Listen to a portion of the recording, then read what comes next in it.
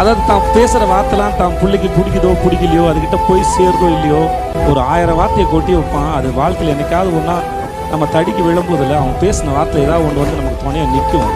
அது அறிவை கொடுக்கும். அது எங்கள் அப்பா நிறைய எனக்கு கொடுத்துருக்கான்னு நினைக்கிறேன்.